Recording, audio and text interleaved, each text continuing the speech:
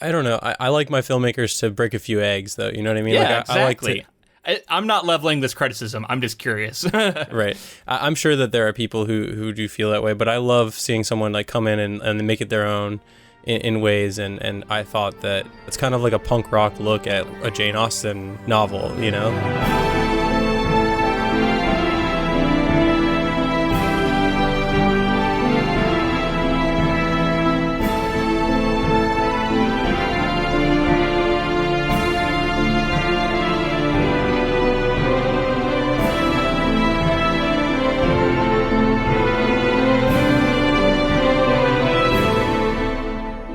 Welcome, friends, to episode 220 of the Ink to Film podcast, where we read the book and then see the movie. I'm filmmaker James Bailey. And I'm writer Luke Elliott. And this week we discuss Autumn de Wilde's 2020 film, Emma. Okay, so our patrons voted and had to step out of our comfort zone again. Yeah. We are returning to Jane Austen and have actually already read her novel and now are talking about Autumn de Wilde's adaptation. Yeah, I mean, it was a fun one to me. I had a lot of fun with this movie, and thank you to the patrons for orchestrating a situation where I would watch a movie that I absolutely would have missed. I think, barring somebody, surprising me with it or something. Like it's not a movie that was really on my radar. There's so many movies that I don't see. You know what I mean? That like this was not high on the list, but I enjoyed it. I had a good time watching this movie. We talked about the book extensively, I guess 2 weeks ago now in the feed, and it was a lot of fun to revisit the world of Jane Austen, the text of Jane Austen, and she's an interesting person, but I'm not the biggest fan of her writing style at the same time, and I was excited to see what a modern take on this story would look like, and I was pleased with what I got from this overall. So that's where I'm at. Where are you at with this one? Yeah. This is like one of the last major movies that I remember coming out before the pandemic. I remember hearing good buzz, and it was one of those things where it was like New Year, new movies are coming out. It was one that was definitely on my list for 2020, and then the whole world stopped. And I kind of, because of that, missed it. But then I remembered seeing it on streaming during the pandemic when there was nothing else going on, and there was definitely good buzz. People were talking about it a lot. But had you watched it before this? No, but okay. I hadn't seen it. But I did want to. And you know what's funny? Like you get like targeted ads and stuff. I've seen this movie advertised to me so many times. Interesting. And I don't know. And Amazon and many other like things were just like marketing, like buy it on iTunes, buy it on this. And so anyway, I really enjoyed this film. So we're going to get into the background of the filmmaker, but it was amazing to look at. It was one of these like marvels of modern cinematography where you look at it and like you see someone who has a background in art, obviously, but maybe not the specifics of cinematography, because her background's in photography, but then taking that sort of mindset into this medium, I always find to be fascinating, because I do think like the different disciplines like tend to make for different artists. I think like once you've made your background in photography, you really get used to the idea of being able to very meticulously tweak the frame and create exactly what you want. And then seeing someone take that into the medium that's in motion, in film, I thought it was stunning. And this film, it looks amazing, and some really great performances. Actually, like the modern take, I think some of the time people hear, especially with adaptations, us saying like, oh, this is a modern retelling, so it's helping me to connect. But really this has so much influence from romantic comedies in it, and it's in a way that's kind of juxtaposed against what would be considered like Regency era, like England, and things that wouldn't have been the norm for the time, but kind of updating it in a way that makes it feel fresh and like contemporary, but also a period piece. Yeah, I wonder how Austen purists react to this, because I do think, I give Austen a lot of credit, and I maybe I'm wrong, but I just get the sense that she would be scandalized by this movie a little bit. Wow. There are just some things, like obviously there's a little nudity in this movie, but there's also just like the way that they were kissing and like some of the ways that they were directly speaking to each other, we were getting the scenes that I wanted in the book. Remember we talked about there were scenes that I felt like Austen would pull away from and kind of look away to like keep those moments sort of private even from the reader. And here we were right in it, you know, living in the moment and the awkwardness of it, the drama of it. And I love that stuff. That's what I want. And so I was into that, but I just kept thinking, like, I wonder if Austen purists are like, oh, this is kind of garish for an Austen adaptation. I want my Austen adaptation to be more subdued and in line with her text and her mood. We talked about that a little bit with Pride and Prejudice, right? Like that final scene, I think Jen was saying, was sort of controversial, maybe even removed from the British version because they knew the British audience wouldn't like it as much. It was too affectionate. So there's definitely the potential for that sort of thing. I don't know if Emma draws the same level of criticism as Pride and Prejudice does. I don't know. And you know, obviously a very different character. I don't know. I like my filmmakers to break a few eggs, though. You know what I mean? Yeah, like, exactly. I like I'm not leveling this criticism. I'm just curious. Right.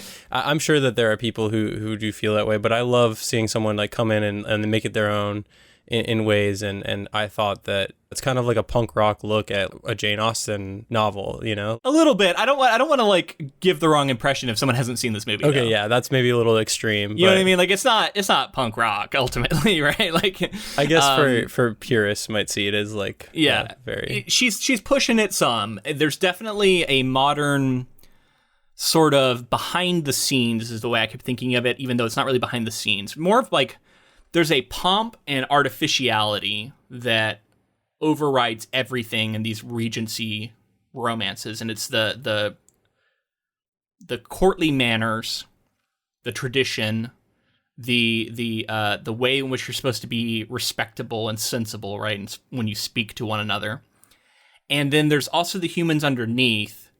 And I think these days we like to look back at that in like we expect that people weren't as pure as they like to pretend they were.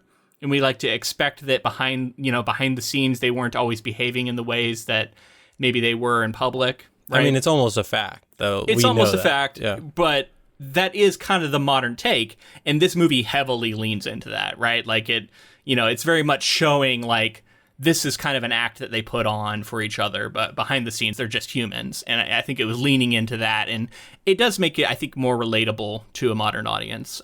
So props to that. But I do want to agree that, if you haven't seen this movie and you're wondering, like, is this a movie for me? It did feel like this movie is trying to appeal to the romantic comedy audience, but through the lens of this like classic piece of literature, right? So it's well written. It's actually pretty faithful in a lot of ways. There are a lot of direct lines from the novel that were on screen, which is always good. It's not like watching a Shakespearean adaptation where I felt like it was difficult to always follow what's going on. I felt like this was easy to follow what's going on.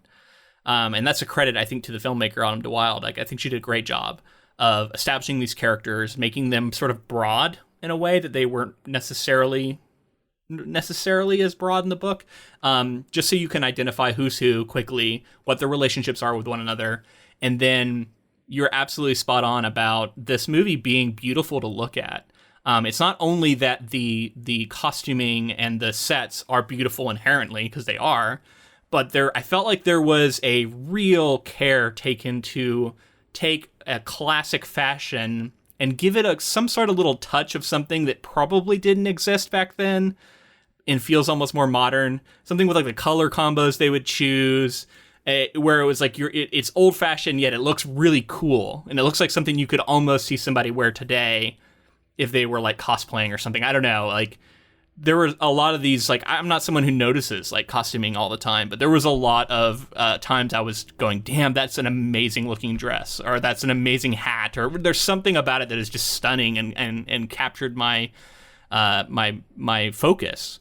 And I thought that was awesome. And then, I think that is that visual storyteller background you were talking about, her being a photographer, because it all combined for just a rich viewing experience. I thought it was a lot of fun. The characters were witty. It's a very different movie than Pride and Prejudice.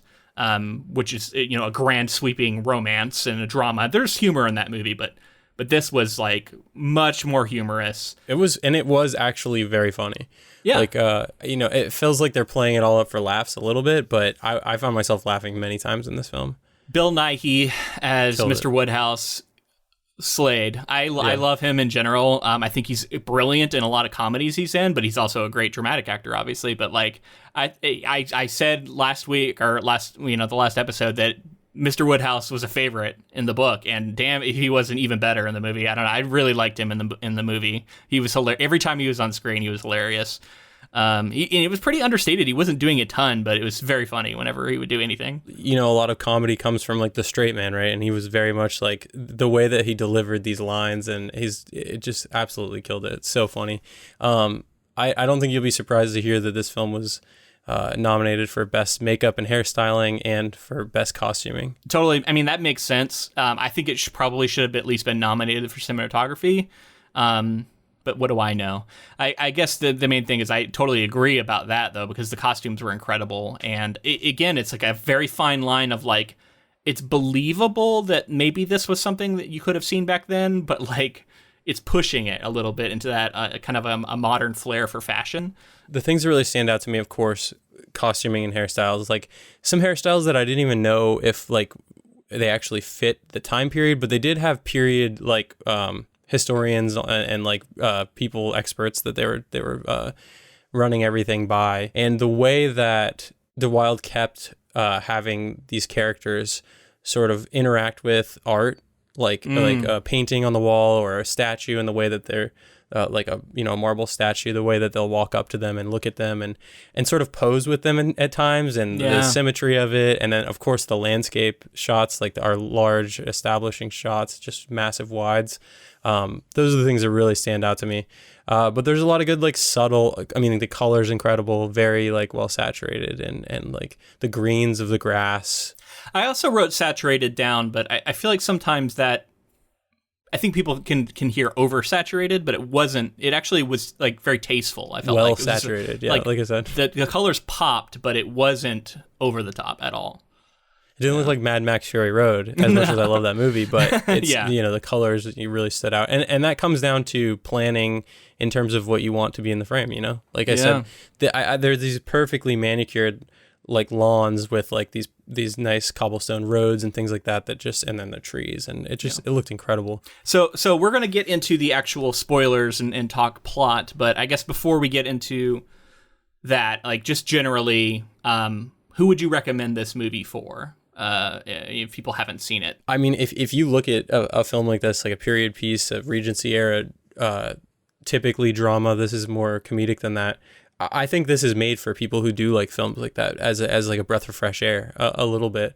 But I wouldn't be surprised if there are people, like you said, that find this to be a little too extreme in terms of, like we said, it's maybe not extreme, but maybe like a little farther than they would like a Jane Austen novel to go. Not as reserved and proper. Right. As Austen could be. But I think that's what Wilde was getting at, was kind of trying to break that mold and do something new. And I really enjoyed it. I thought, like I said, it felt like a breath of fresh air. And I recommend it to people who don't necessarily think that they would like this kind of thing too, because I think it is modern enough and it has enough comedy in it, and it's just a brilliant film. Like it's so beautiful too. So it's not really my usual kind of movie I would watch, but I enjoyed it. I had a good time. I would hesitate to recommend it to like a lot of my friends who I know probably wouldn't like it too much.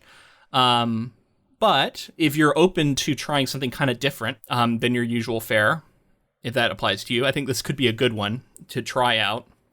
I do think it was, tailored for a female audience. I noticed there were moments, and I'm going to talk about them later, where I felt like there was female gaze on screen, which is not something I'm used to seeing, because male gaze is sort of an industry standard, for which is much talked about. Yeah. We talked about in Pride and Prejudice. Thankfully, our guest Jen brought it up on that episode, but the hand flex from Pride and Prejudice, did you feel like there was some attempt to create those sort of moments in this film as well? Yeah. I don't know. This movie ultimately isn't as sweeping a romance, though, as Pride and Prejudice. And I think if you go in expecting Pride and Prejudice in a new form, you might be disappointed because it's not really that. Emma's just a very different character, and I think that's great. And she makes a lot of mistakes, and there's a lot of fumbling around and awkward situations, and I feel like all the awkward misunderstandings played so much better for me in the sort of shorter package of the film, that they, and it's there in the book. I think it really shined here. So, if that sounds interesting to you, I think give it a shot, because this one was a lot of fun. Yeah, it was a good movie. I liked it. But let's talk about why and just how much I liked it, and whether or not I'm going to tease now. I'm going to revisit my final takeaway from the book, where I said that I didn't like that Emma wound up with Mr. Knightley. And I want to revisit that here and say whether or not I felt the same way, or if that was any different for me. Before we get too far, I do want to talk about Autumn de Wilde. Yep. She is an American photographer and film director, best known for her portraiture and commercial work photography of musicians, as well as her music video works. In 2020, she released her first directorial feature film, Emma. Do you have a list of any of the music videos she's done? I do. I have a list of many people she's worked with. So, okay. In terms of photography, for CD covers, she has worked with Miranda Cosgrove, Elliott Smith, She and Him, Jenny Lewis with the Watson Twins, the Raconteurs, the White Stripes, Fiona Apple, Beck, Built to Spill, Wilco, Monsters of Folk, Newfound Glory, and a number of other musicians. Okay. In addition, she has directed music videos for Beck, The Decemberists, Elliott Smith, Spoon, Ingrid Michaelson, The Raconteurs, Rilo Kiley, and Death Cab for Cutie. Wow, that's some interesting sort of indie bands in there and stuff too. That's cool. I actually know some of those bands. I love to see people come from music videos too, because it's such a free form sort of medium. Yeah. Like you can do a lot and learn a lot as a filmmaker, I think, in there. And her portrait subjects include Willie Nelson, Sean Watkins, Ryan Adams, Sonic Youth, Tegan and Sarah, and Wolfmother.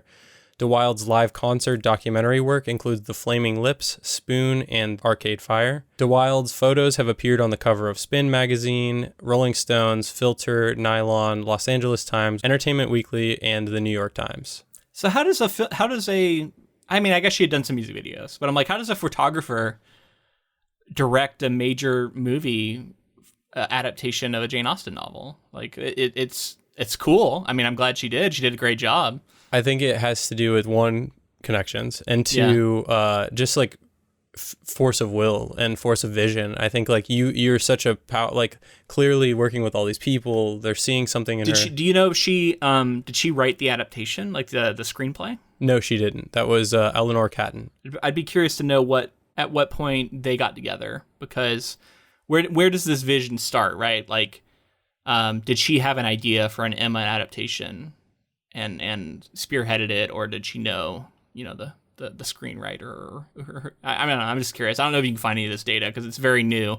So yeah, I mean, from what I could find, Perfect World Pictures, Working Title Films, and Blueprint Pictures wanted to do a film adaptation of Austen's novel, and it began development in October of 2018. And Anya Taylor-Joy was cast at that time, and I believe De Wilde was attached as the director, like from the get-go. So okay. I don't know if she had a lot of like say in the screenplay and was working back and forth with the screenplay writer, but it seems like there wasn't any other choices besides her, as far as I can tell. So you also mentioned Anya Taylor-Joy, who we haven't really touched on yet, but I thought she was fantastic as the lead here, perfectly cast for Emma.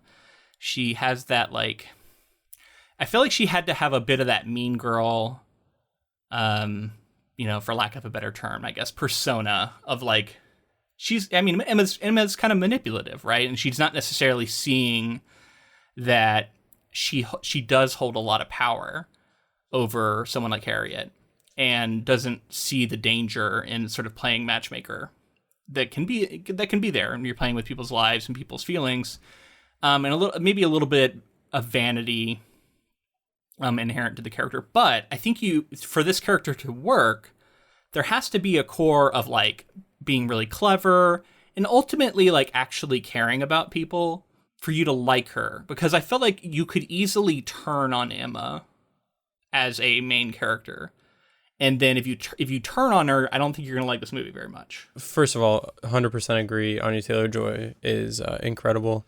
And I'm really excited to see her in The Northman, by the way, which is, I think, coming out. She's been amazing in everything. If you haven't seen Last Night in Soho, like, she's fucking incredible in that too. Okay. And she's just good in everything I've ever seen her in. The Witch, like, everything.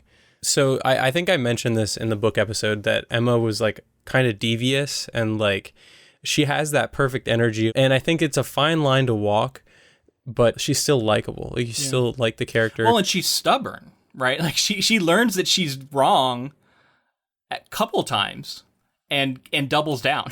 and for you to not turn on the character when that happens, I think is telling, right? Like, there's enough going on there to make us like her. It's definitely a kind of a tightrope to walk, and credit to Austen, but also credit to this film for doing a good job of pulling that off. Yeah, in the film, something else we talked about last episode was just some of the time, some of the social awkwardness, some of the things that come up felt like kind of not contrived, but like it didn't seem like it was as big of a deal as some people made it out to be within the story, and then people were offended because of this reason or that reason.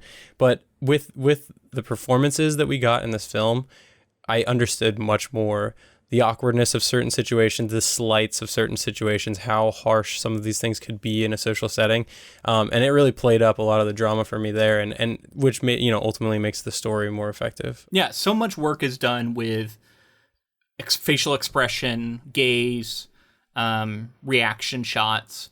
There's so many little things that you can't do in a book, really. I mean, you can describe facial expression, but it takes so long to accurately describe. There's the use of metaphor and analogy. Like, there's ways to do it, but if you do it too much, it'll start to bog things down. And Austen honestly just isn't interested in doing that. There's just not a lot of that kind of description. Really, by design, as an author, when you tell somebody what to think and someone's doing with their face, you have to give them the description, and you're giving them your bias in terms of like what you think the character should be saying. Well, there's two different ways to do it, right? Like, you can give, if like you're in a close perspective, you can have somebody look at somebody else's expression and say that they looked surprised. Now, that is a subjective reading of an objective facial expression. Or you can describe a widening of eyes and, something with the lip. You can describe something that is a surprised facial expression, but you're relying on your ability to accurately do it. And then you're relying on the ability of the reader to recognize that you're describing a surprised face if you're trying to get across surprise. Not to mention, you need to be efficient with your words and everything as well. So, like, an actor can deliver, like, a facial reaction that simultaneously is, like, three different things that you can't, interpret. And that was my next point, is that, like, as humans, we're incredibly good at looking at someone's face and reading emotion, right? Like, at least most, like, neurotypical people are really, really good at doing that. And in a movie, you can do so much with like just a brief shot of an actor's face who's really good, like a master of their performance, and can convey a bunch of different layered emotions.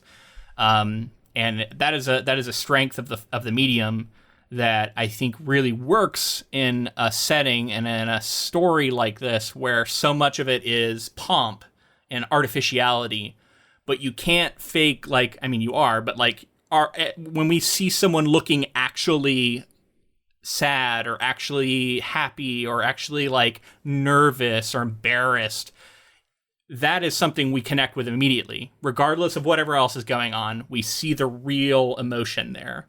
And that works brilliantly in this movie. That it's the kind of thing I keep coming back to. Like, I think if I were to do another Jane Austen project, and I don't know that we would actually do this, but I think the best way for me to experience Austen would be the other way around. I think it would be better to see the movie first and then read the book, because then I can supply a lot of those moments and a lot of that emotion that I get from the film to the text, because I find the text to be a little dry and lacking in some of the emotional beats that I want. But it can be there if you sort of supply it yourself. I also think there's a certain level of patience that's required for a book like this too. And like with the nature of our podcast here, like we're trying to finish the book and then like also like interpret what's going on and have everything ready. And I think this is the kind of book where it's like you want to read almost on like a Sunday at the beach or something like that and just relax and really take your time with it. And there's a difference between what's good for the podcast and what's good for me personally enjoying something. I think it might be better for me to personally enjoy an Austen novel to read it that way, but I'm not necessarily saying it's going to make for a better episode. Do you want to get into some plot? I think we're ready. Yeah, as we get into plot here, I just want to again give a shout out to Autumn de Wilde. In terms of like a confident directorial debut, like this is like absolutely massive. I agree. I'm very surprised that this was a debut. It didn't feel like that to me. Although I don't know, I don't know what to expect, I guess, from debuts these days. But I would like to see more from Autumn de Wilde. I hope that she does another major movie like this. I'm sure with the success of this and like how well received it was, she'll be making a film again. Did it do really well? Because like you said, it came out at a weird time, and I was worried that maybe it got lost in the 2020 craziness and didn't have a good theatrical run. And I read that it had a budget of like 10 million, and I think it grossed like double that, maybe like 25 million or so. So it seems at least pretty well. I think it did pretty well, and you know, for what it was, I think it was well received, and I don't think there's any question that she's going to direct another film. Cool. If she wants to. So into the plot here. In Regency era England, wealthy and beautiful Emma Woodhouse lives with her father and is often visited by Mr. Knightley, a local landowner who is the brother of her sister's husband. She searches for a new companion after her governess, Miss Taylor, marries and becomes Miss Weston. Emma settles on Harriet Smith, a younger girl who Emma supposes is the unclaimed child of a gentleman. Harriet's parents are unknown, but her education has been provided for. Emma learns that Mr. Robert Martin, a tenant farmer of the brother of Emma's brother-in-law, Mr. Knightley, has proposed to Harriet. Though claiming she will not interfere, Emma manipulates Harriet into declining Mr. Martin's offer of marriage, much to Harriet's distress. Emma believes that Mr. Elton, the local vicar, is in love with Harriet and encourages Harriet to transfer her hopes to him, despite Mr. Knightley's warning that she should not involve herself in the situation. I thought it was notable that both of our main leads basically bare ass for the camera. I mean, but in different ways. Like Johnny Flynn, who plays Mr. Knightley, the first time we meet him, he's naked.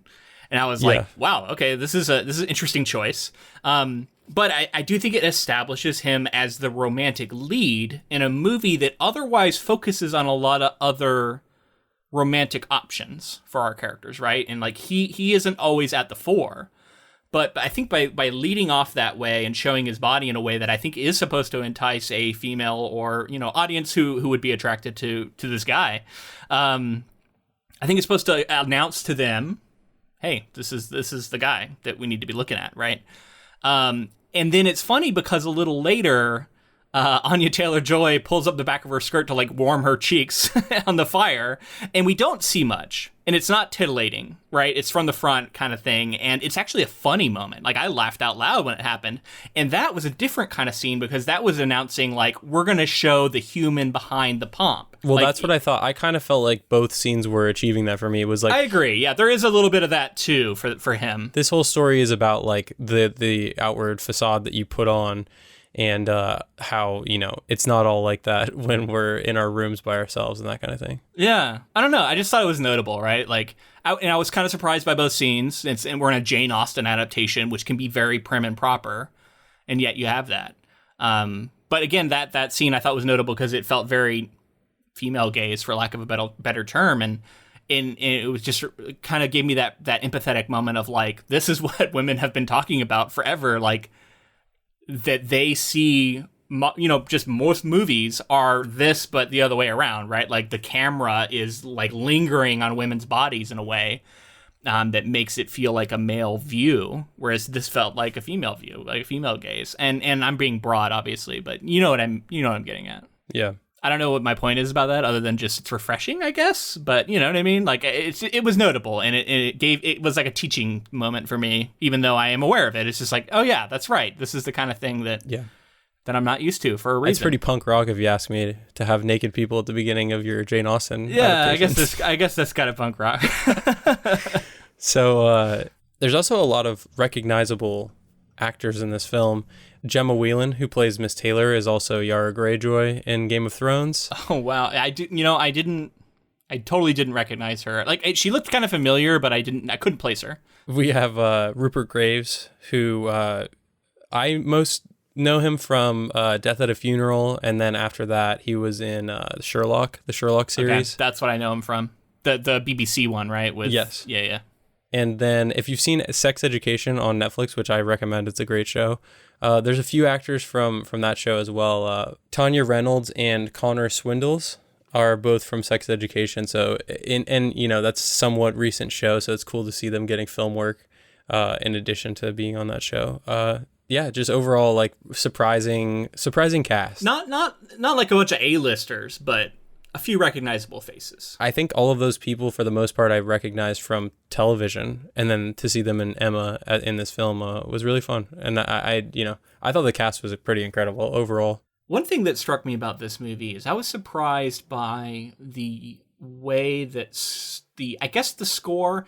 I don't know. Maybe there was more of a score than I'm thinking of. In fact, I know there was, but there was an attempt to keep coming back to this sort of chorus gospel, like church singing throughout the movie.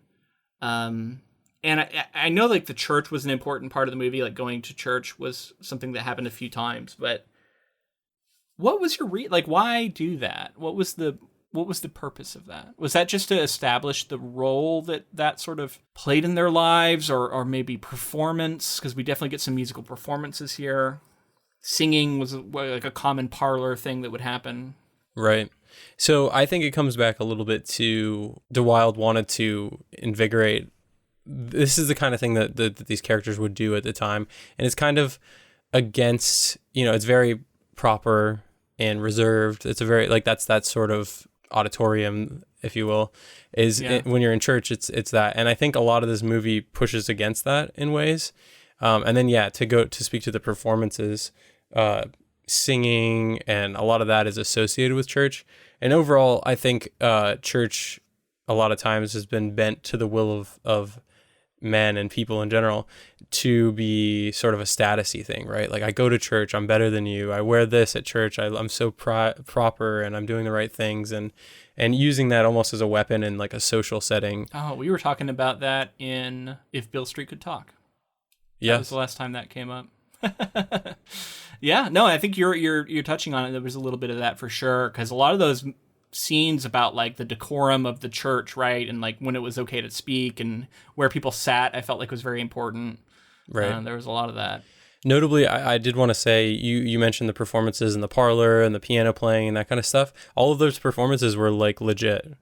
They were all done by the actors and performers that were in the film. Even the shredding that we saw from Jane on the pianoforte. From what I read, everything, all the performances were real. Well, she's talented, because that was I thought fun. That was a funny scene too. I know we're getting ahead of ourselves a little bit as far as plot goes, but here at the beginning, I'll just say that I was immediately noticing yellow seemed to be a main color they kept coming back to with Emma, but then also I noticed that Knightley was wearing a lot of yellow as well. It would be usually kind of a warmer, more golden color.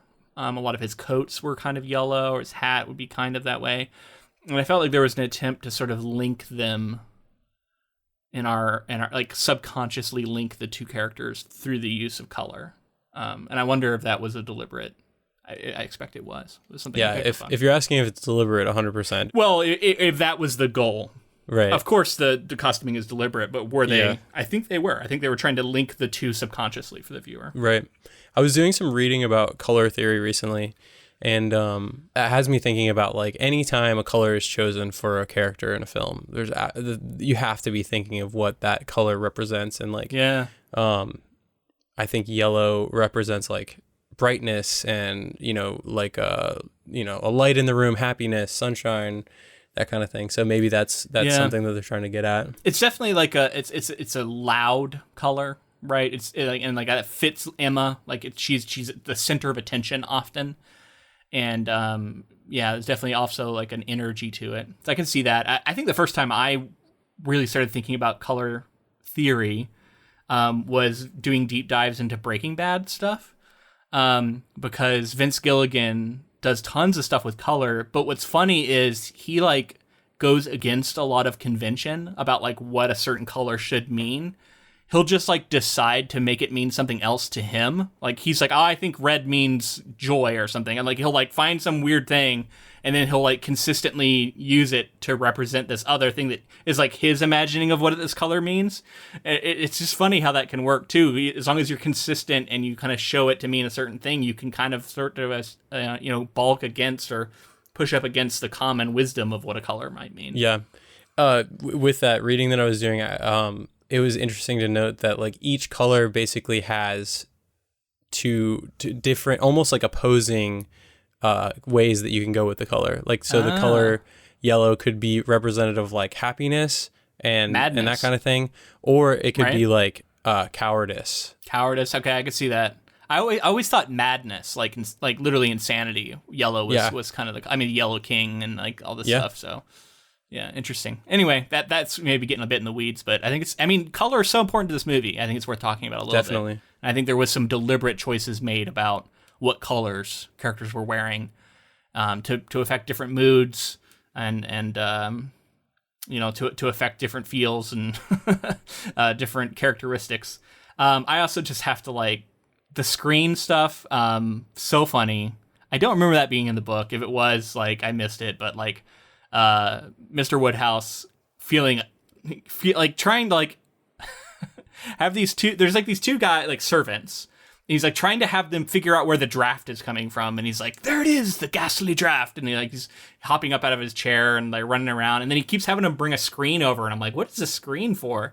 You'd have them set it in different places, and I love that comes back at the end of the movie and actually ends up being kind of an important plot piece. But it's so funny too. Like there's another hilarious moment where I think Knightley and Emma are walking by having an argument, and you just see him surrounded by like 5 different screens. It's so funny.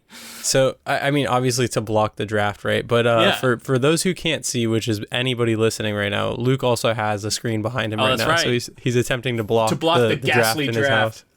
Yeah, absolutely. You could feel it, right? All right, so the next part of this summary here. At Christmas time, Emma's older sister and Mr. Knightley's younger brother come to visit. After everyone leaves dinner with the Westons early, Emma finds herself alone in a carriage with Mr. Elton, who declares his love for her. Emma promptly refuses, and Mr. Elton disappears for 6 weeks, eventually returning with a wife. 2 much-talked-about relations of Highbury residents appear: Jane Fairfax, the niece of Miss Bates, and Frank Churchill, Mr. Weston's son from his first marriage. Emma grows jealous of Jane, but is entranced by Frank. Frank's arrival prompts the Westons to hold a ball, where Mr. Elton embarrasses Harriet by pointedly refusing to dance with her. She is rescued by Mr. Knightley, who asks her to dance. Emma and Mr. Knightley also dance together, awakening romantic feelings between them. Though Emma leaves before Mr. Knightley can speak to her, he runs to her home, only for their meeting to be interrupted by Frank, who has rescued Harriet after being set upon by Romani travelers. Harriet intimates to Emma that she has fallen in love again, leading Emma to believe Harriet is in love with Frank. Emma again vows not to interfere but manipulates circumstances so that Harriet and Frank might spend more time together. I want to give a shout out to my favorite costume in the movie. It was the yellow dress. We were talking about yellow that Emma wears. I think she's at the market. I don't remember what they were doing other than just shopping, I guess. But she's wearing this yellow dress and she's wearing like a headpiece that has this really dark, rich black, like in half that's like half of it. And I just thought it was so striking. And even though the style is that classic style, there was something so modern about that, like black and then the sort of characteristic of that yellow, that it felt very modern to me. It was very cool. Yeah, and it's also very bold. It's a very bold outfit, which is something that I don't know that people in Regency era England who were very reserved would probably wear. Seem like garish, right? Like, oh, so attention grabbing. But I don't know. She is very rich, so there's that, like, yeah, maybe they did. I don't know. I'm not an expert. Right. If you're interested, by the way, and you haven't seen the film, that's the outfit that Emma's wearing on the poster of this film. Okay, is it really? I did not know that. I just I wrote down, I was like, damn, that's an amazing dress, an amazing outfit. Like I was taken with it. So yeah, let's talk a little bit about Harriet and Emma's relationship in the movie. What was your read on it, and especially as it compares to the book? Because I remember you repeatedly said how bad you felt for Harriet. Yeah. Do I think that Emma had Harriet's best interest at heart? And this maybe a little bit more, but still, she kind of treats her like a toy, like she's playing with her life. I still just feel so bad for her. The character's also played kind of innocent to the point of like almost being a little dumb. Which I think she is supposed to be that in the book, but it's like all the characters are a little broader. So, there's a little bit of that in the book, and they kind of turn it up a little bit here. And Mr. Elton is kind of off-putting in the book, but he's like really off-putting in this. Like he's kind of creepy and just weird, and his facial expressions are strange. The class system taken out of this, Emma for the most part, taking care of Harriet and like feeling bad for her in certain moments, played better in this, because in the book it really, really felt like she was just like a plaything, and here I kind of got more of their friendship and understood it. There was a couple scenes of Emma and Harriet together, sort of not in their like fancy attire, and they were like practicing dancing at one point. I think there's a point where they embrace, and it seemed very genuine.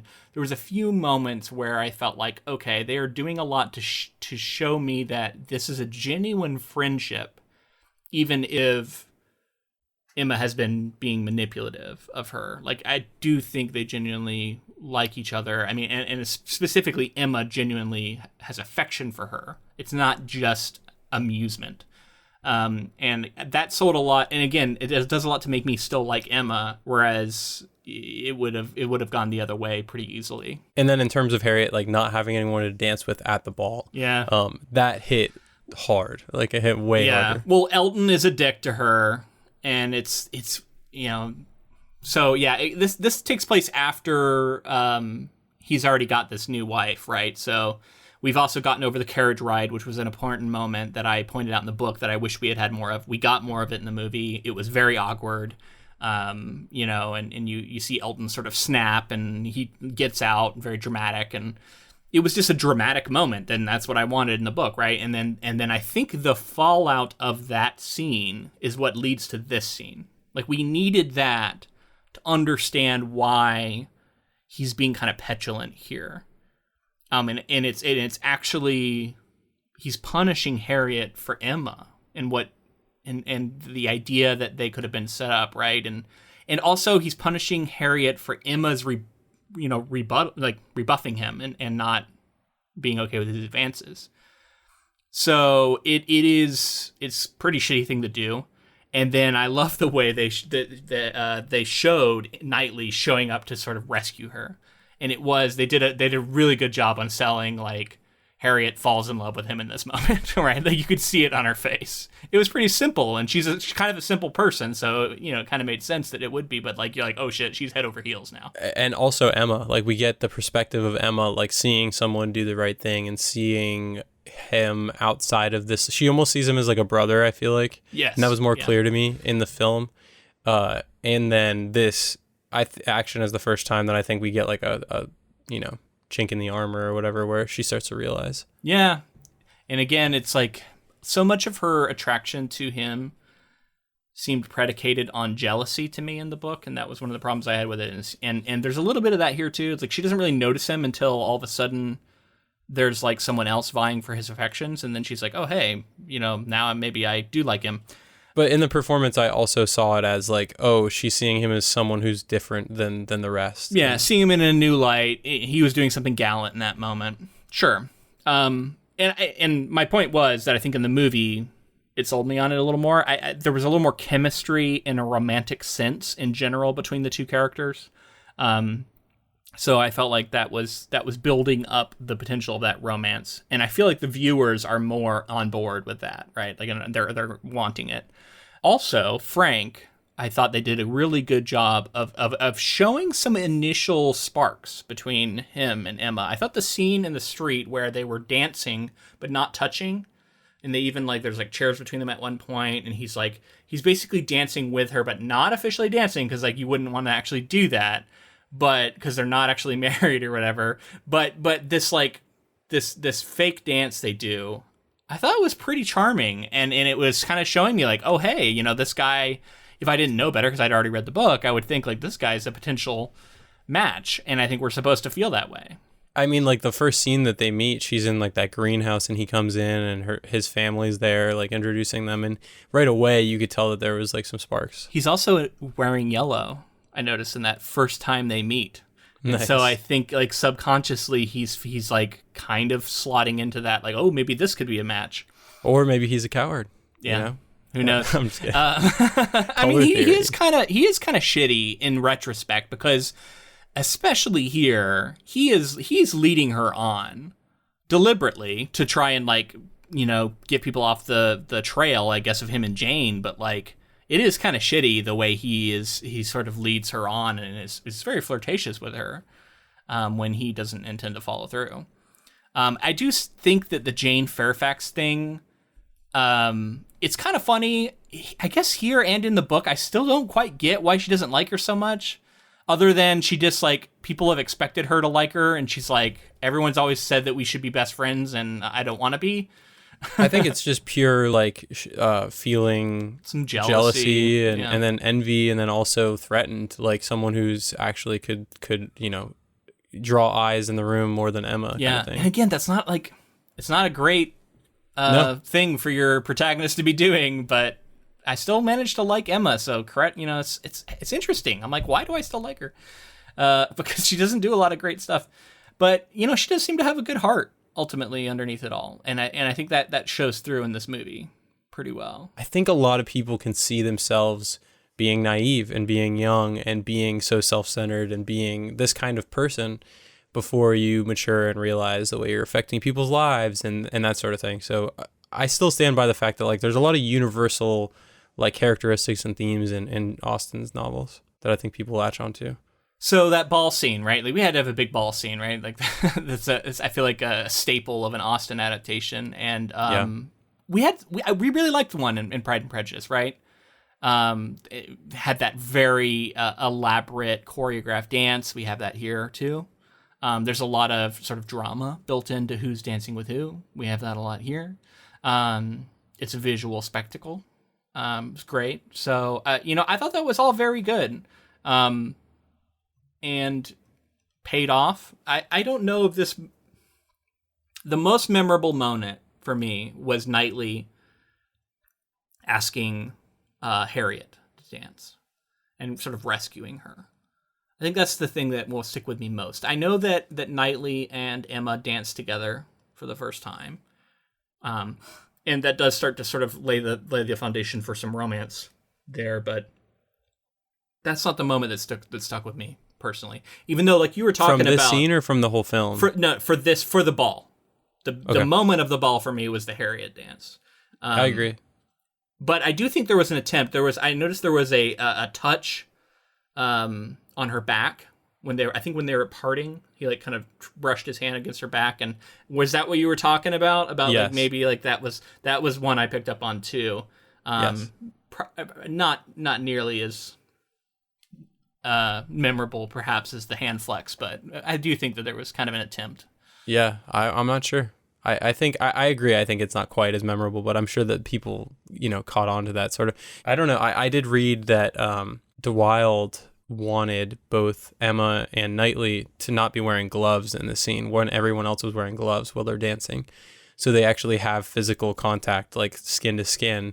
And she like spoke with the, you know, historical experts, and they said that there's a little bit of leeway there because they did have dinner. And so like there's plausible deniability that like they had dinner, hadn't put their gloves back on yet, and started dancing and then touched skin to skin. But yeah, apparently they should have had gloves on like everyone else, but they didn't, and that's like a, you know, subtle way to play up the tension, sexual tension, and the lingering like sort of brushes and things like that.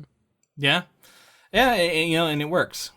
It works because it's starting to establish that romance, and I think we've gotten the sense that Knightley has feelings for Emma, but she has seemed pretty oblivious to it up till now. And I think this is starting to be the moment where we're seeing it. Although, admittedly, Knightley he wasn't very expressive of that early. It took a little while for, I think, Knightley to express, at least to us, the viewers, that he felt that way about her. I don't know. How soon do you think you were re-clued into Knightley's romantic feelings towards Emma? I mean, we read the book, so yeah, I was looking for it. I think there were hints about it early. Yeah. I don't think most people would pick up on it if they hadn't read the book. Okay. Until around this time, until around the time that they are, she starts to notice him because of the dancing. Yeah, I do think there's like some people will read some of the sort of fairly intimate arguments they have early as being kind of flirty. Yeah. You can kind of look at it that way, through a certain perspective. So I want to read the next section here. Emma tries to spend more time with Mr. Knightley and is surprised when he repeatedly ignores her. On a picnic with their entire party of social acquaintances, Frank urges them to play a game to amuse Emma, who unthinkingly insults Miss Bates, leading the party to disband in discomfort. Mr. Knightley rebukes Emma for her behavior, and a humiliated Emma apologizes to Miss Bates, who accepts her apology without question. Frank Churchill's wealthy aunt dies, and he is no longer required to be at her beck and call. The Westons reveal he was secretly engaged to Jane Fairfax and waiting for his aunt, who opposed the match, to die. The Westons had hoped he would marry Emma, but Emma is only distressed on account of Harriet. Emma breaks the news to Harriet, who reveals that she is actually in love with Mr. Knightley. Harriet realizes that Emma herself is in love with Mr. Knightley. Mr. Knightley goes to Emma to comfort her about the news and reveals that he is in love with her and hopes to marry her. Initially pleased with his marriage offer, Emma develops a nosebleed when she realizes how upset Harriet will be. She runs off, leaving behind a very confused and disappointed Mr. Knightley. She goes to Mr. Martin to make amends, offering him a portrait of Harriet she drew herself. Harriet tells Emma she has accepted Mr. Martin's offer of marriage and that her father has revealed himself now that she is of age. He is not a gentleman, but a tradesman who makes galoshes. Emma congratulates Harriet and invites her and her father to her home. Though Emma and Mr. Knightley are very much in love, Emma is distressed at the thought of leaving her father alone. To accommodate her wishes, Mr. Knightley suggests that he join them there rather than have Emma quit her father's home. Emma happily agrees and the two are married. Yeah, and I liked that sweet moment of staying with the father because I liked him so much. And I felt like they did a good job to sell him being a likable guy. Like, even though he's funny and he's obviously very over the top and dramatic. Like, one of the funniest moments, I think, was the Christmas dinner where Elton mentions something about snow. I think it was Elton, right? And every chaos erupts as they realize that snow's coming because the other daughter, Emma's sister, is also kind of like her father. It seemed like very over the top, like, oh my God, our health. They both have personal doctors that they talk to all the time, and yeah. Speaking of moments that were really funny, I glossed over this at the dance at the ball. The Elton, after he shuns Harriet, there's the moment where he's talking to his new wife and she's whispering to him, and then he very loudly is like, "I'm not embarrassing myself," when everyone else is kind of quiet, and I just love that moment because he is that kind of person. Yeah. You can tell he's the type to raise his voice and make a scene even though he's clearly embarrassing himself. And they did a good job with his new wife of explaining why she was sort of trampling all over the norms and the manners. Mm-hmm. I felt like it was there, but there was a moment where Emma says "Oh, calling him Knightley and calling him Mr. E," and how familiar that is, and I felt like it's nice to kind of explain that because that was something that kind of went over my head too reading it, and it wasn't until I was reading some descriptions of it I'm like, oh, I guess she was kind of not well mannered, and if you really are familiar with the manners of the time, that, but I'm not, so I didn't really pick up on it. But I thought she was actually a pretty kind of, her effect on the movie is to be pretty funny, even though she's not herself funny. But her presence is sort of entertaining, just at the very least, yeah. Yeah, and she's meant to be kind of odd. Yeah. Which Tanya Reynolds, who plays the newly Mrs. Elton, she plays a character in Sex Education who's very like counter to the norm as well. So I think it's pretty cool. So my wife pointed out something. She wasn't able to watch this movie with me because she was working when I was watching it, but she did walk in and like talk to me a little bit about it. And one of the things, she had seen it before. One of the things she mentioned is how this came out before Bridgerton, which is sort of like the big on the scene, like Regency style romance, but it's actually like erotic and steamy romance. Would you call it punk rock Regency? And also it's colorblind, right? It's got colorblind casting, and it's kind of punk rock, I guess. And this came out so close to it. I don't know if you could really say that this paved the way for it, but it is interesting that you get this come out, and then like a year later, Bridgerton comes out and is just like even more norm breaking, right? It's not actually an adaptation of an Austen novel; it's an adaptation of a different novel. But I think it's notable, right? Like I think that's notable of a trend that we're seeing in this kind of storytelling. Especially with the success, right? And the like Bridgerton especially has like broken into the zeitgeist in a major way. Oh yeah. So like you said, I think that's here to stay. There's going to be others who want to play in that space. Yeah, potentially. People have similar ideas, right? And culture, as much as we don't think about it, kind of moving us all in the same ways. It can kind of manifest in similar ways in different people who don't necessarily talk to one another can start thinking about breaking norms in a similar way.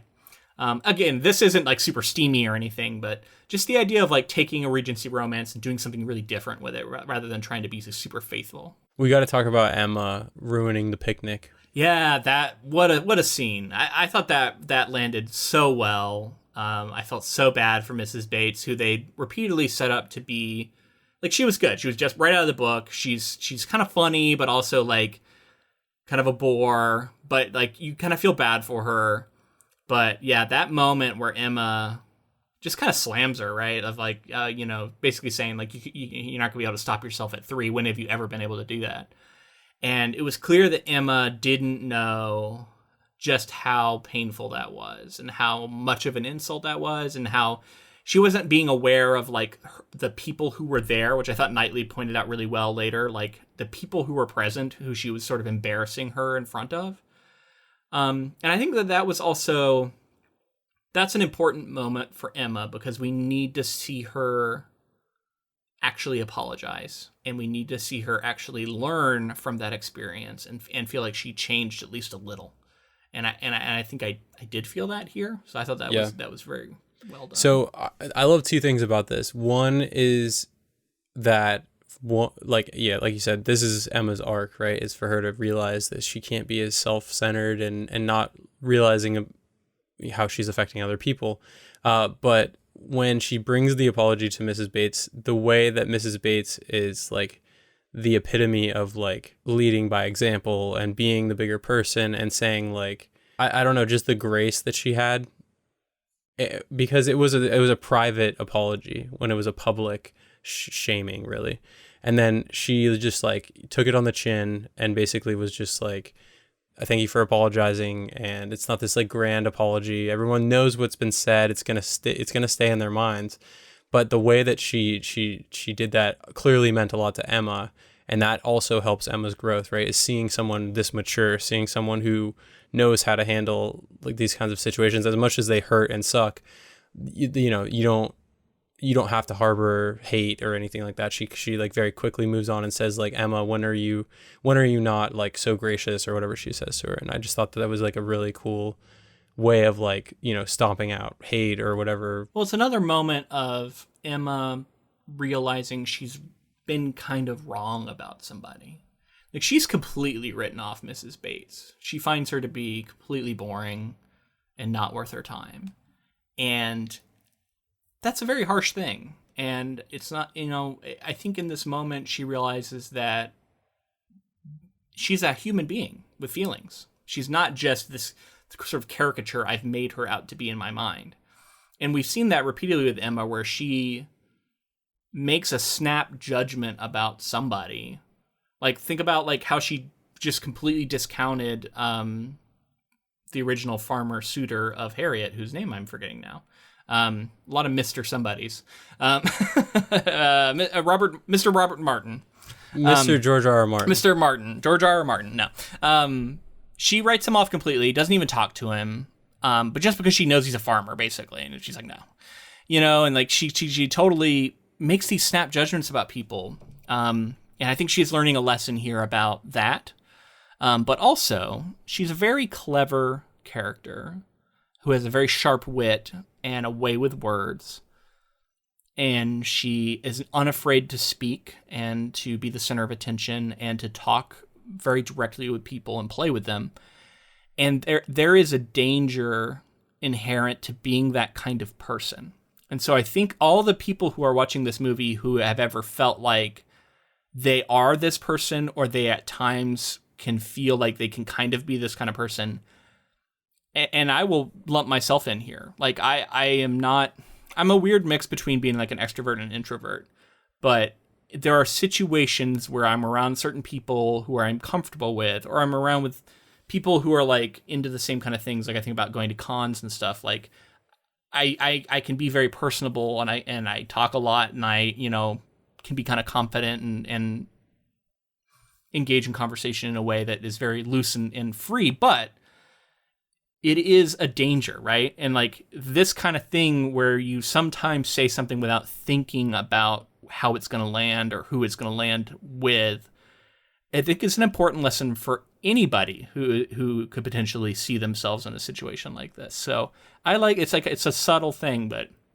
I think it's a real danger for people who do kind of pride themselves on being witty and like talking and like just like, throwing out little sarcastic comments here or there and expecting it to be cool.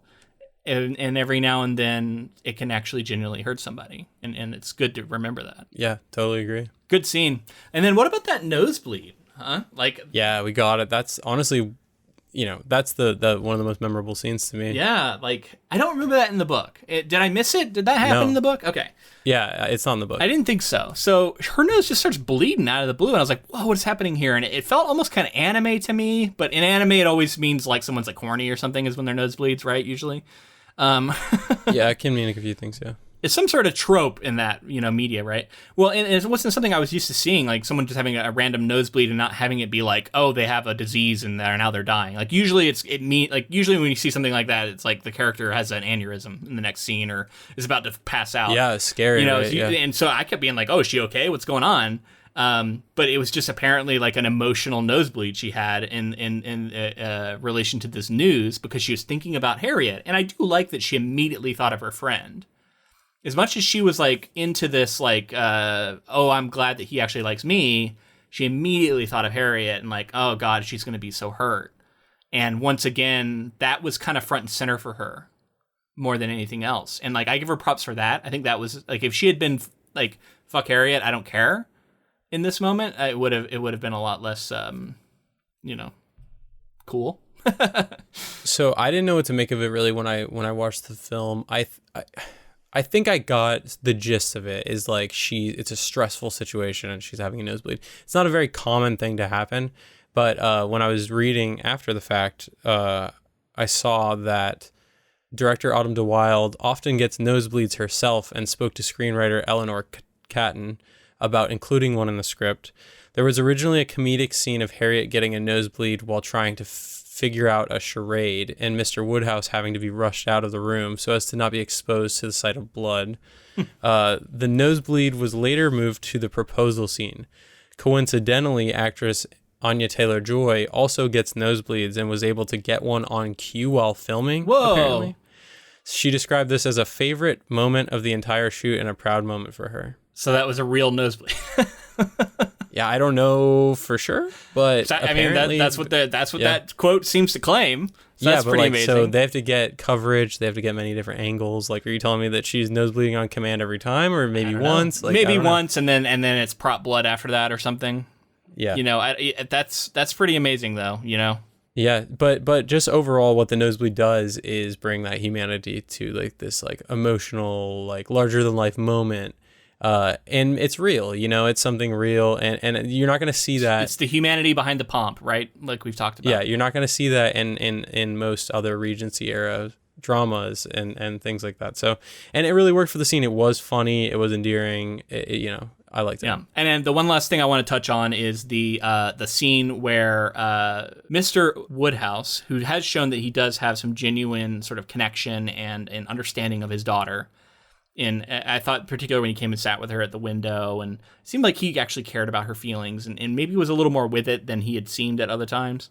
But he orchestrates, I think, obviously, an intimate moment between Emma and Mr. Knightley through the use of the screens. You know, put this screen here and put the screen here. Oh, are you feeling better? You know, because it was always Mr. Knightley who was feeling the draft, right? He's like, oh, Mr. Knightley, you must be feeling a draft. You know, it wouldn't be him. It'd be Mr. Knightley who was feeling it. He was involving other people in his sort of weird thing, which I think is very true to life and hilarious. But anyway, I thought it was kind of cute, right? Like he sets it up, but then they kind of make out behind this screen. And this is another moment where I was like, I don't know if like this seemed all very intense. Now, was this kind of stuff going on? I don't know. Maybe it was. So maybe that's like a push to like include some of this. Whereas like, I don't know, other Austen adaptations, I don't think would show something like this. Yeah, no, I mean, I agree. And again, I think it's just based on the taste of the filmmaker wanting to change things up. Yeah. And it appeals to us modern viewers. It wasn't that big a deal, but you know, back then that would have been very scandalous, right? Right. You know. So you mentioned there was something you wanted to address again. Yeah, I wanted to talk about whether or not I'm happy with Knightley and Emma winding up together here, because in the book I felt like it was actually like a kind of a bad ending for Emma, because I think she's not going to be happy in this marriage, and eventually she's going to feel trapped. And I'm not completely divorced from that perspective. However, I'm willing to admit these characters had a lot more chemistry. Their romance felt more appropriate, and they did a better job of showing a back and forth and a sort of a playfulness. And I don't know, it seemed like they complemented each other in a way that maybe I didn't give him credit for in the book. Like he sort of helped her with a lot of her issues, her rougher edges, and vice versa. So it seemed like a better pairing, and I was happy for it in the movie. I think it was important for this movie to work. Obviously, they're sort of the romantic leads that need to wind up together. It would be a very different movie to have it be like this is actually going to be a miserable fate for Emma. I still don't know. But I guess the other thing is like there wasn't as much emphasis on Emma not wanting to be married. Like she mentions it in the movie, but like I felt like it was very... She had like well thought out reasons why she did not want to be married in the book, and talked about it at length. And it was just kind of brushed over here, and it seemed like everyone was like, "Oh, she says that, but it's not true." And then even she kind of feels that way. Yeah, it goes away pretty quickly in the movie. I agree. But we're getting to the point now where I think we need to do what we always do at the end of projects. We have to compare the book and the movie and pick which one's better. Well, I'm going to start off because I think I've sort of made myself abundantly clear, but I preferred the movie. I'm not the biggest fan of Austen's writing style, although I respect the hell out of it, honestly. But it's just not really my kind of writing that I enjoy. But I like this movie a lot. You know, of the two, I don't know. I think I'd have to maybe watch them both again. I might lean this way just because... Are you saying Pride and Prejudice versus Emma? Yes, between Pride and Prejudice and Emma, I think I actually might lean towards Emma, maybe. They're different kinds of movies, and both have a lot going for them. Honestly, good adaptations, I think. I think this is another good one. And yeah, I think it's a fairly easy decision ultimately for me, though. I'm giving it to the movie. Right. Yeah, so I agree with you. I'm going with the movie as well. And I want to point out the fact that I really appreciate a well thought out cinematic comedy. And I think that this is that. You know, I think a lot of times when people think of comedy, they think of like lowest common denominator, lowbrow, sort of like common fare that's just like you put two people in a room and you hit record. Get a couple of comedians on there doing their shtick that they do in every movie they're in. And this is a clever, comedic, difficult film to pull off. Yeah. And it took material that I didn't connect super, super well with and made it really enjoyable. A film that I'm happy that I've seen, a film that I really wanted to see and was happy that it sort of lived up to like the beauty of what it could be. Just overall, I really enjoyed the film and like I would watch it again, honestly. I'd recommend it to people. I think that it is one of those films that shows like, okay, this filmmaker's arrived as well. Like we talked about, like this is someone I want to see more from. Yeah, I'm going to be curious to see what she does going forward. Yeah, and for all those reasons, I'm sticking with the movie here. All right, it's a consensus.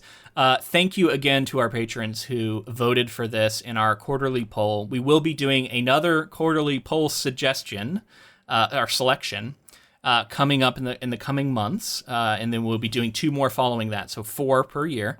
The way to suggest a project for us, go on our Patreon, and we have a pinned post where you can just comment suggestions, and then make sure to like any suggestion that you agree with. You're like, ooh, that'd be a cool one. Like those.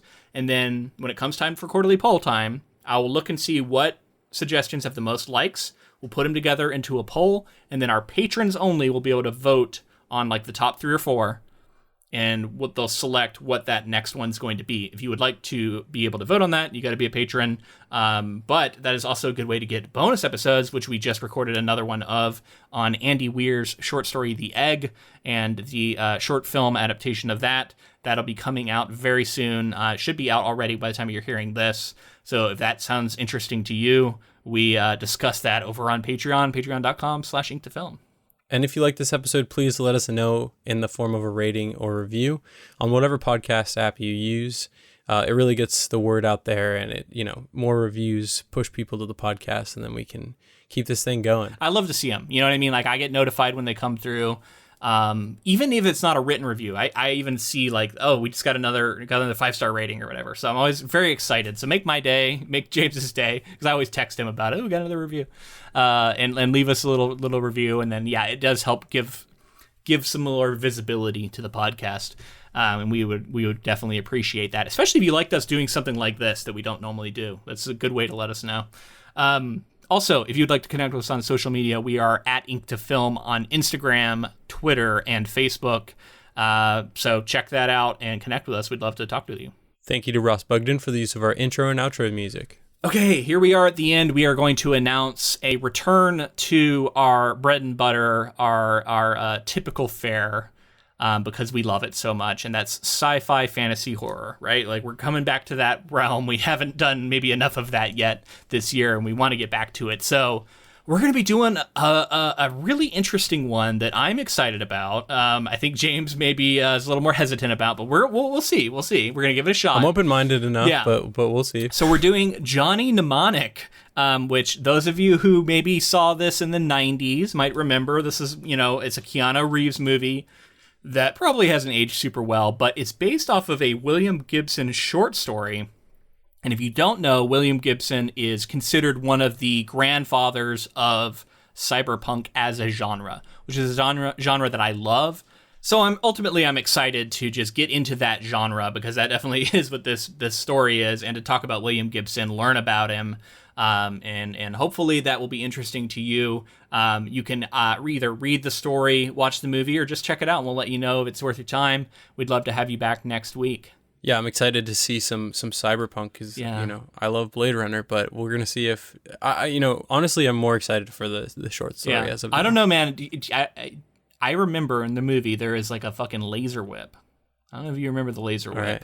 But I don't remember this movie almost at all. Okay, there's a laser whip, and that laser whip does some stuff that I'll be interested to talk about with you next week. And we'll be following it up with some more movies in this vein as we sort of get back to our bread and butter. So we appreciate you, and thank you for sticking around to the very end here. And until next time, keep adapting.